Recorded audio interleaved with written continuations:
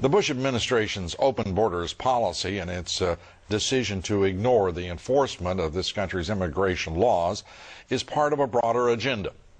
President Bush signed a formal agreement that will end the United States as we know it, and he took the step without approval from either the U.S. Congress or the people of the United States. Bill Tucker reports. The Security and Prosperity Partnership of North America sounds benign, hardly like a policy that critics call NAFTA on steroids. It's a deal that few have even heard of. It's being done again by very few people at the very top on behalf of the investment class, but the working class of people. Political officials across our country, from communities, from cities and so forth, they don't know anything about this. Yet it was agreed to by Mexico's President Fox, Canada's Prime Minister Martin, and President Bush in 2005. Administration officials counter their critics by saying everything about SPP is on the White House website. And they say the partnership is not a treaty, but more of an outline of priorities between the United States, Mexico, and Canada. Still, some wonder why there haven't been public discussions about the goals being pursued. This SPP includes, for instance, a committee that is sitting down to harmonize our meat inspection and food safety. So how far away from a trade agreement can your dining room table and what you feed your kids be? Other parts of the agreement mention border security as an issue, which include all of North America.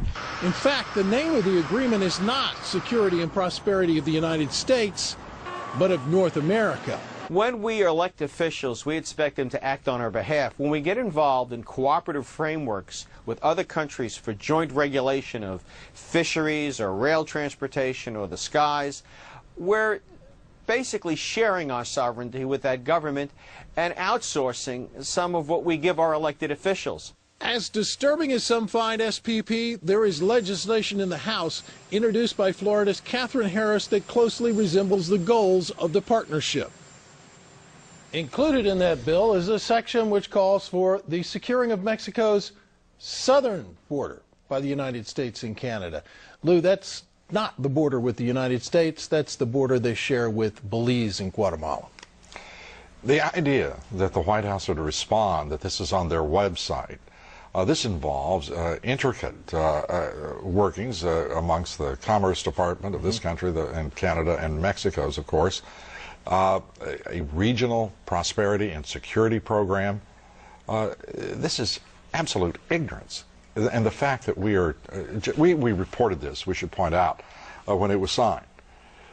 But as we watch this thing progress, these working groups are continuing, they're intensifying. What in the world are these people thinking about? Well, they say, look, these are a declaration and an outline of our priorities. And when I called them today, Lou, they said I was the first phone call they had received literally since the deal was first signed. So people are not paying attention, and they're letting them, in fact, get away with this. You know, I was asked the other day about whether or not I really thought the American people had the stomach to stand up and stop this nonsense, this direction from a group of elites in absolute contravention of our law, of our Constitution, every national value. And I hope, I pray that I'm right when I said yes.